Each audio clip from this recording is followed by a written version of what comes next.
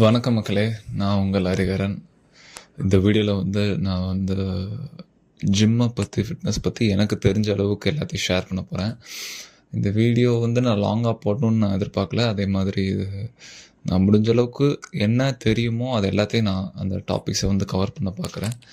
So லாங்காக இருந்தால் கொஞ்சம் லாங்காக தான் இருக்கும், கொஞ்சம் ராவாக இருக்கும். பட் என்ன சொல்கிறேன், உங்களுக்கு இந்த வீடியோ ஓரளவு ஃபிட்னஸை பற்றி தெரிய வாய்ப்பு இருக்குது.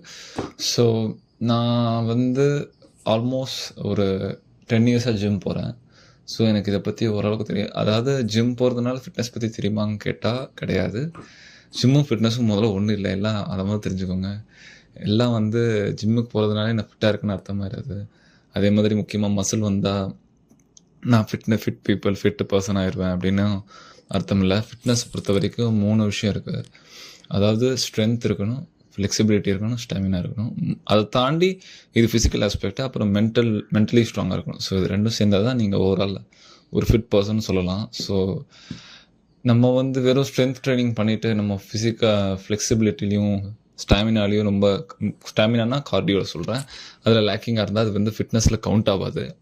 அதே மாதிரி இப்போது என்னதுன்னா, இப்போது எல்லா ஜிம்னு பார்த்தீங்கன்னா மேக்ஸிமம் அந்த ஒரு ஸ்ட்ரென்த் ட்ரைனிங் புஷ் பண்ணுறாங்க. இதில் இன்னொன்று என்னன்னா ட்ரான்ஸ்ஃபர்மேஷன். அதுதான் இப்போ இருக்கிற ரொம்ப பெரிய ஒரு ஒரு என்ன சொல்கிறது, ஒரு ஐ கேச்சராக இருக்குது. நிறைய பேர் ட்ரான்ஸ்ஃபர்மேஷன் பார்த்து அது மாதிரி நானும் ஆகணும்னு ஆசைப்பட்றாங்க. ட்ரான்ஸ்ஃபர்மேஷன் பண்ணுறது தப்பு இல்லை, நீங்கள் உண்மையிலேயே உங்கள் லைஃப்பை ட்ரான்ஸ்ஃபார்ம் பண்ணுறதுக்கு தான் ஜிம் போகிறீங்க. பட் அதை முடிஞ்ச அளவுக்கு உங்களோட லைஃப் ஸ்டைலாக ஆக்க பாருங்கள். அதாவது உங்கள் லைஃப்பில் இன்ஹாபிட் பண்ணுங்கள். என்னை பொறுத்த வரைக்கும் பர்சனலாக பார்த்தீங்கன்னா, நான் இந்த 10 இயர்ஸில் நான் கண்டினியூஸாக கவுண்ட் பண்ணிங்கன்னா நான் ஆல்மோஸ்ட் 3 to 4 இயர்ஸ் தான் போயிருப்பேன். அதுதான் ஒரு மிச்சம் 6 இயர்ஸ் என்னோட கேப், அதாவது நான் ஜிம்முக்கே போகாத நாட்கள். ஸோ அந்தளவுக்கு நான் ரொம்ப இன்கன்சிஸ்டண்ட்டாக இருந்திருக்கேன். ஸோ இந்த தப்பை நீங்கள் பண்ணாதீங்க. என்ன தான் இயர்ஸ் அதிகமாக இருந்தாலும் கன்சிஸ்டன்சி ரொம்ப முக்கியம். அதை விட முக்கியம் டயட். இதை நான் கடைசி பாட்டு வைக்கிறேன், இது ஆக்சுவலி ஒரு பெரிய டாப்பிக்கு. ஸோ நீங்கள் கன்சிஸ்டண்ட்டாக போகிறது ரொம்ப முக்கியம். அதே மாதிரி இதை லைஃப் ஸ்டைலாக மாற்ற பாருங்கள். மற்றவங்க யாரும் சொல்கிறாங்கன்னு ரொம்ப புஷ் பண்ணாதீங்க உங்களை. அதே மாதிரி இப்போ உள்ள ஜிம்லாம் பார்த்தீங்கன்னா ரொம்ப எக்ஸ்ட்ராவண்ட்டாக லக்ஸூரியஸாக இருக்குது. ஆக்சுவலி என்னை கேட்டால் இப்போ உள்ள ஜிம் மாதிரியே தெரியல, ஒரு கிளப் மாதிரி இருக்குது. நான் தப்பாக சொல்லலை, பட் என்ன சொல்கிறது, ஒரு எக்ஸ்ட்ரீம் லைட்லாம் போட்டு பயங்கரமாக பாட்டு. எங்கள் ஜிம்லலாம் ஒரு பெரிய ஒரு 100 inch LED ஸ்க்ரீனே இருக்கும். ஸோ அந்தளவுக்கு ரொம்ப லக்ஸூரியஸாக இருக்குது. நான் ஃபஸ்ட்டு போன ஜிம் பார்த்தீங்கன்னா ஃபீஸே 200 rupees தான். சிமெண்ட் தர, அதுவும் பாதியில் அங்கங்கே உடஞ்சிருக்கும். பியூர்லி அயன், எல்லாமே அங்கே இரும்பு தான். அதாவது தம்பிள்ஸ்லேருந்து பிளேட்டில் இருந்து பெஞ்சு கூட அந்த குஷனில் அங்கங்கே கிழிஞ்சிருக்கும். அந்தளவுக்கு அதாவது என்ன சொல்ல, ரொம்ப ஹோல்ட் ஸ்கூலாக இருக்கும். பட் நான் போனதுலேயே இப்போ ஒரு பெஸ்ட் ஜிம் அதுதான். அதாவது இப்போது இந்த அம்மா அது பேர் கவர்மெண்ட் ஜிம்ஸ்லாம் சொல்லுவாங்க, அந்த மாதிரி தான் இருந்தது. ஆனால் எனக்கு ரொம்ப பிடிச்சமான ஜிம். அதில் நான் பண்ண ஒரு க்ரோத் வேறு. நான் இதுக்கப்புறம் நான் ஆல்மோஸ்ட் ஒரு 8 ஜிம் மாறிட்டேன். இந்த 8 ஜிம்லேயும் எனக்கு கிடைக்கல. அதாவது இந்த 10 வருஷத்தில் அந்தளவுக்கு ஒரு நல்ல ஒரு ஜிம்மாக இருந்தது. ஆக்சுவலி அங்கே பார்த்தீங்கன்னா ஃபேனே பார்த்தீங்கன்னா 2 ஃபேன் தான், ஏசி கூட கிடையாது. ஒரே ஒரு FM ரேடியோ இருக்கும், அது பழைய ஸ்பீக்கரில். அது பொறுமையாக அது ஒரு மாதிரி இறைச்சலாக ஓடிட்டுருக்கும். உண்மையிலேயே அது ஒரு நல்ல ஃபீலிங். அதுக்காக இப்போ இருக்க ஜிம்லாம் வேஸ்ட்டுன்னு சொல்ல முடியாது, இப்போ காலம் மாறிடுச்சுன்னு சொல்லலாம். நான் இருந்தபோதும் இந்த மாதிரி ஜிம்ஸ்லாம் இருந்திருக்கு. பட் அப்போ நான் பட்ஜெட்டுக்காக என்னால் போக முடியல. அப்போ நான் ஸ்டூடெண்ட்டாக இருந்தேன். அப்போது இதுதான் போய் ஆகணும். ஆனால் பட்ஜெட்னால மட்டும் இல்லை, உண்மையிலே அது ஒரு எனக்கு ரொம்ப பிடிச்சமான ஜிம்மாக இருந்தது. இப்போது நீங்கள் இன்னொன்று என்னென்னா, நம்ம ரொட்டீனை பற்றி பேசலாம். இப்போ நம்ம ஜிம் போகிறோன்னு வைங்க, நம்ம ஒரு பார்ட்னரை எதிர்பார்க்குறாங்க நிறைய பேர். நான் நிறைய பேரோட ஃப்ரெண்ட்ஸு எல்லோரும் கேட்டிருக்கேன். அதாவது அவங்க பார்ட்னர் வரலன்னா அவங்களும் ஜிம் போக மாட்டாங்க. அதுதான் ரொம்ப சேடான ஒரு விஷயம். அதாவது கூட உங்களுக்கு ஒரு மோட்டிவேஷன், ஒரு பார்ட்னர் இருக்கணும், தப்பே கிடையாது. ஆக்சுவலி இது ஒரு நல்ல விஷயந்தான். முக்கியமாக பார்த்தீங்கன்னா ஸ்பாட்டர்னு சொல்லுவாங்க, வெயிட்லாம் போடும்போது பின்னாடி இந்த ஹெல்ப் பண்ணுவாங்க. அர்னால்டு கூட கொலம்போ இருந்திருக்காரு, ஃப்ராங்கோ கொலம்போ. இந்த மாதிரி பெரிய பெரிய பாடி பில்டர்ஸ்க்கு ஸ்பாட்டர்ஸ் இருந்திருக்காங்க. பட் இதை நீங்கள் தனியாக பண்ண கற்றுக்கணுங்க. ஆக்சுவலி இது ஜிம்மு ஆக்சுவலி ஒரு ஆஃபீஸ் மாதிரி ஒரு ஸ்பேஸ் கிடையாதுங்க. இட்ஸ் எ பர்சனல், உங்களுக்குன்னு உள்ள ஒரு பர்சனல் திங் மாதிரி. எப்படி நீங்கள் சாப்பிட்றீங்களோ, எப்படி நீங்கள் குளிக்கிறீங்களா, எப்படி நீங்கள் உங்களை நீங்கள் பார்த்துக்கிறீங்கன்னா, ஸோ ஜிம் அதில் தான் வரும். ஸோ நீங்கள் தனியாக போய் அஃப்கோர்ஸ் ஹெவி வெயிட் போடும்போது உங்களுக்கு ஹெல்ப் தேவை. அங்கே லோக்கலில் இருக்க அங்கே உள்ள மெம்பர்ஸும் கூப்பிடலாம், இல்லை மாஸ்டர்ஸ் கண்டிப்பாக இருப்பாங்க. ஸோ பார்ட்னர் கொண்டு போகிற தப்பே இல்லை. நான் போகக்கூடாதுன்னு அர்த்தம் இல்லை. பட் நீங்கள் வந்து தனியாக பண்ணுறதுக்கு ரொம்ப கற்றுருக்கேன். ஏன்னா இந்த 10 இயர்ஸில் நான் வந்து ஃப்ரெண்ட்ஸோடு போயிருக்கேன், இல்லைன்னு சொல்ல. என்னை சேர்த்து விட்டதே என்னோடய க்ளோஸ் ஃப்ரெண்டு தான். பட் நான் மோஸ்ட்லி நான் தனியாக தான் பண்ணுவேன். பட் அது ஆக்சுவலி என்னென்னா ஒரு ஒரு நமக்குள்ளேயே ஒரு மாதிரி நம்ம தாட்ஸை நம்ம ஹேண்டில் பண்ண தெரியணும், நாமளே. அதுதான் வந்து ரொம்ப முக்கியம். ஸோ அடுத்தது என்னென்னா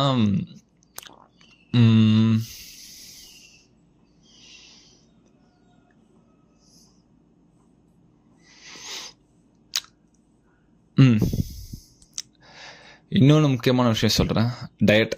ஸோ இந்த டயட்டு வந்து இந்த 10 இயர்ஸில் நான் கற்றுக்கின ஒரே விஷயம். ஏன்னா இதில் வந்து நான் பல டைப்ஸ் ஆஃப் ஒர்க் அவுட் போட்டிருக்கேன். அதாவது சூப்பர் செட்டு, ட்ராப் செட்டு, அப்புறம் அந்த வெயிட் ட்ரைனிங் டைப்ஸ் ஒர்க் அவுட்டுக்கு, அத்லெட்டிக், இந்த க்ளீன் அண்ட் ஜெர்க்ஸ், எல்லா டைப் ஆஃப் ஒர்க் அவுட் வந்து ஒரு விஷயத்துக்கு நான் நிறையா பண்ணியிருக்கேன். அதே மாதிரி நிறைய டைப் ஆஃப் ஸ்பிளிட், அதாவது ப்ரோ ஸ்பிளிட்னு சொல்கிறது, அப்புறம் புஷ் புல் டே, அப்புறம் full body work out, 1 day விட்டு போடுறது, எக்கச்சக்கமாக ட்ரை பண்ணியிருக்கேன். இது எல்லாத்துலேயும் நான் தெரிஞ்சுக்கிறது என்னென்னா, நான் ஆக்சுவலி இப்போ நான் வந்து என்னோடய பெஸ்ட் ஷேப்பில் நிச்சயமாக இல்லை. அது உண்மை, அதை நான் ஒத்துக்கிறேன். நான் அதுக்காக தான் ஏம் பண்ணிகிட்ருக்கேன். இப்போ நான் வந்து என்னோடய பெஸ்ட் ஷேப்பில் நான் இல்லை. அதுக்கு முக்கியமான காரணம் இந்த டயட் தாங்க. நான் இவ்வளோ நாளாக நினச்சது வந்து நான் பட்ஜெட்டு தான் டயட்டை பிரச்சனையாக இருக்குன்னு நினச்சிட்டு இருந்தேன். பட் அது உண்மை கிடையவே கிடையாது. பட்ஜெட் முக்கியம், நான் இல்லைன்னு சொல்லலை. பட் நீங்கள் வந்து ஒரு நல்ல ஃபிசிக்கை மெயின்டைன் பண்ணணுங்க.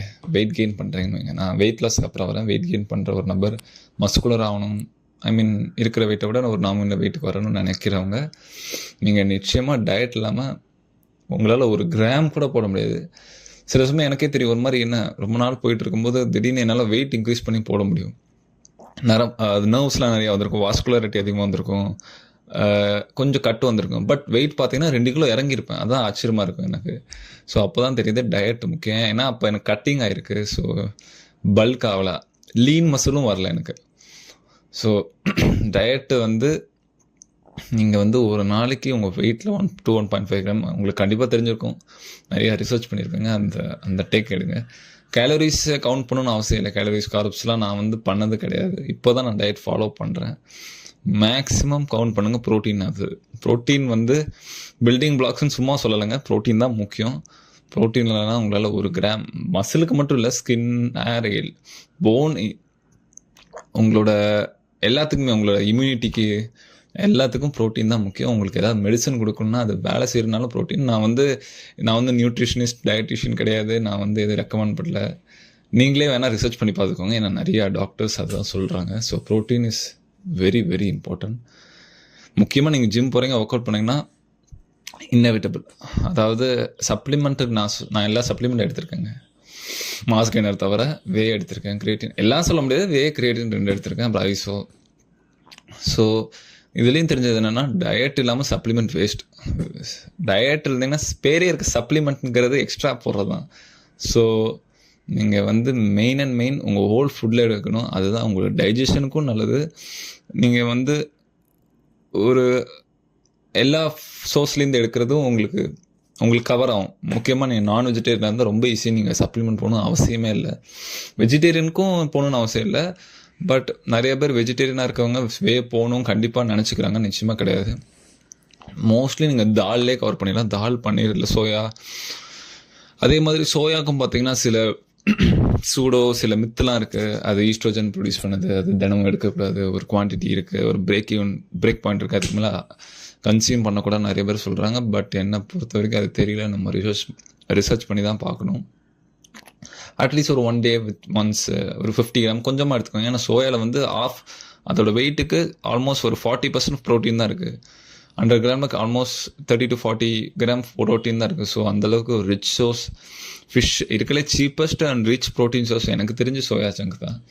அது வந்து உங்களால் நான் வெஜிடேரியனில் கூட பார்க்க முடியாது. ஃபிஷ்ஷு கூட கொஞ்சம் மினிமம் 100ஆவது வரும். அதுவும் 20 கிராம் 20 to 30 கிராம் தான் இருக்கும். அதே மாதிரி இந்த சப்ளிமெண்ட் போகிறது, அப்புறம் முக்கியமாக டேப்லெட்ஸ், ஸ்டெராய்டு சொல்லவே வேண்டாம். நான் அதுக்கு ஆல்மோஸ்ட் கம்ப்ளீட்லி நான் வந்து அதுக்கு என்ன சொல்கிறது எதிரானவன் தான். சப்ளிமெண்ட் அண்ட் மெடிசின்ஸ் வந்து நீங்கள் போகணுன்னு அவசியமே கிடையாது. You just stick with your diet. So உங்கள் பிளேட்டில் என்ன வருதுங்கிறது தான் முக்கியம். நீங்கள் வெயிட் பிளேட், அதாவது நான் சர்க்காசம் சொல்ல, வெயிட் பிளேட்டை விட உங்கள் பிளேட்டில் என்ன இருக்குங்கிறது தான் முக்கியம்.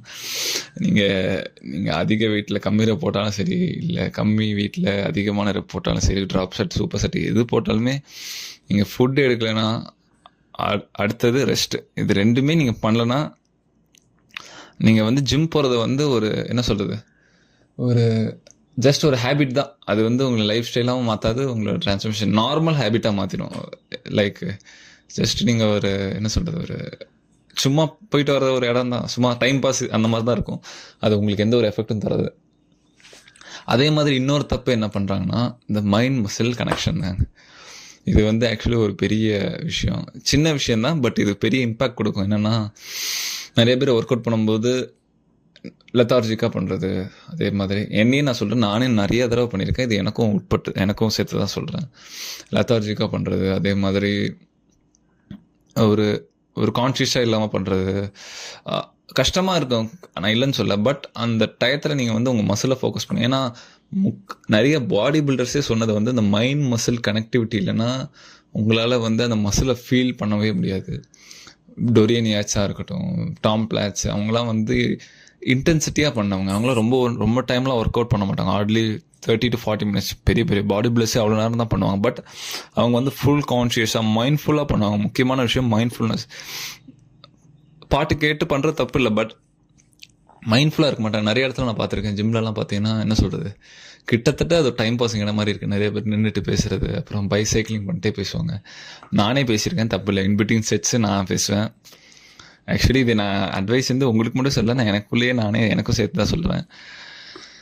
பட் உங்கள் மைண்ட் மசிலை வந்து நீங்கள் வந்து வச்சுக்கோங்க. ஏன்னா சில பேர் போடும்போது ரெப்பை மறந்துடுவாங்க, எத்தனை ரெப் போடுறேன். அது காரணம் இதுதான், உங்கள் மைண்ட்ஃபுல்னஸ் இல்லாதனால தான் நீங்கள் என்ன ரெப் போடுறீங்கன்னு தெரியாது, என்ன ஒர்க் அவுட் போகிறீங்க மறந்துடுவீங்க.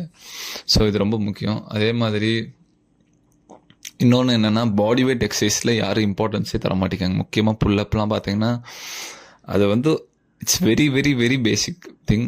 புல்லப் நீங்கள் எவ்வளோ எடுக்கிறீங்களோ, ஒரு 10 புல்லப் 10 to 15 எடுக்கிறவங்க தான் ஒரு ஸ்ட்ராங்கான, ஒரு ஆவரேஜ் ஸ்ட்ராங்கான ஜிம் போகிறவங்கன்னா அவங்க 10 to 15 புல்லப்ஸ் எடுக்கிறோம். அதுதான் வந்து ஒரு மெட்ரிக், ஒரு பார் மாதிரி.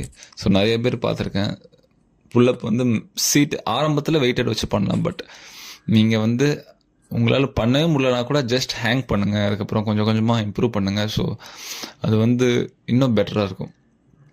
ஏன்னா புல்லப் தான் இருக்கிறதே வந்து ரொம்ப இம்பார்ட்டண்டான எக்ஸசைஸ். இருக்கிறதுலே பாடி வெயிட்டில் வந்து கஷ்டமான எக்ஸசைஸ் அதுதான். ஸோ அதே மாதிரி உங்களுக்கு இது வந்து என்ன ரொட்டீன் வந்து பிடிச்சிருக்கோ அதிலே ஸ்டிக் ஆகிக்கோங்க. லைக் செஸ்ட் ட்ரை, அப்புறம் லேட் பை, இந்த மாதிரி. அதாவது உங்களோட பார்ட்னர் ஏதாவது மிஸ் பண்ணிட்டாங்கன்னா அதுக்காக நீங்களும் அந்த டேயை மிஸ் பண்ணி அது போகணும் இல்லை. உங்களோட வீக்லி ரொட்டீனை ரொம்ப ஃபிக்ஸ்டாக வச்சுக்கோங்க. ஸோ இது ஒன்று. ஸோ நான் ஆக்சுவலி ஜிம் ஃபிட்னஸ்ன்னு சொல்லிட்டு நான் உள்ளே போயிட்டேன். ஆக்சுவலி நான் மறுபடியும் ஃபிட்னஸ் ஓவராலுக்கு வரேன். அடுத்ததாக 2 விஷயம் பார்த்தீங்கன்னா, ஃப்ளெக்சிபிலிட்டி அண்ட் ஸ்டாமினா. நிறைய பேருக்கு இது வந்து என்ன சொல்கிறது, இதை முக்கியமாக எடுத்துக்கவே மாட்டேங்காங்க. ஃப்ளெக்சிபிலிட்டி ரொம்ப முக்கியங்க. முக்கியமாக ஃப்ளெக்சிபிலிட்டி இந்த சென்ஸ் வார்ம் அப், அது ஒன்று. இது 2வது warm up and warm down. இது வந்து நீங்கள் கண்டிப்பாக பண்ணியே ஆகணும். அடுத்ததாக நீங்கள் ஒருவேளை மார்னிங் ஒர்க் அவுட் பண்ணிங்கன்னா அட்லீஸ்ட் ஈவினிங் ஒரு ஸ்ட்ரெச் பண்ணுங்கள். இல்லை மார்னிங் ஒர்க் அவுட் முடிச்சுட்டு கூட ஸ்ட்ரெச் பண்ணலாம், தப்பு இல்லை. ஏன்னா இப்போ தான் வந்து உங்களுக்கு ஒரு மொபிலிட்டி கிடைக்கும். ஏன்னா ஸ்ட்ரெச் நீங்கள் ஒருவேளை ஒர்க்கிங் ப்ரொஃபஷனலாக இருந்தால் ஒர்க் அவுட்டுக்கு ஈக்குவலானது அந்த ஸ்ட்ரெச்சிங். ஏன்னா நீங்கள் ஃபுல் அண்ட் டே நான்லாம் பார்த்தீங்கன்னா 8 hours வந்து உட்காடுறேன். ஸோ எனக்கு வித்தியாசம் தெரியுது, அந்த பேக்கில் அந்த இச்சிங். அப்பப்போ நான் எந்திரிச்சு ஸ்ட்ரெச் பண்ணுவேன். ஒர்க் அவுட் சின்னதாக ஒரு எக்ஸசைஸ் மாதிரி ஒரு brisk work out warm up பண்ணுவேன். இல்லைனா வந்து ஒரு மாதிரி நம்பிங்காகவே இருக்கும். ஏன்னா ஸ்ட்ரெச் வந்து ரொம்ப ரொம்ப முக்கியம்.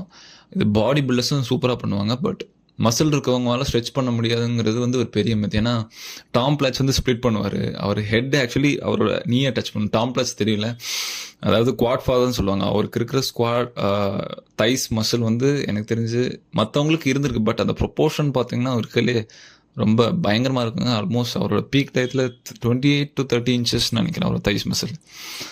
நிறைய பேரோட ஹிப் சைஸாக இருக்கும், அந்தளவுக்கு வந்து ஹியூஜ் மசில். அவரே வந்து இன்க்ரெடிபிள் ஃப்ளெக்சிபிளாக இருப்பார்.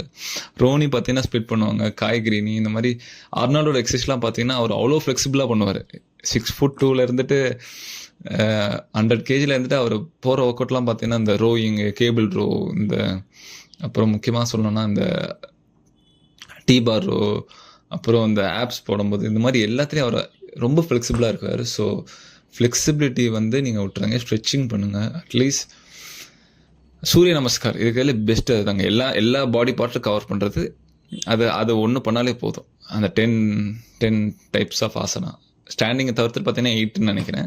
ஸோ அந்த ஸ்ட்ரெச் பண்ணிங்கனாலே மோர் தென் இனஃப். அதில் வந்து எல்லாமே கவர் ஆகும். அதுக்கப்புறம் கேட் கவ் ஸ்பைனுக்கு முக்கியம். ஏன்னா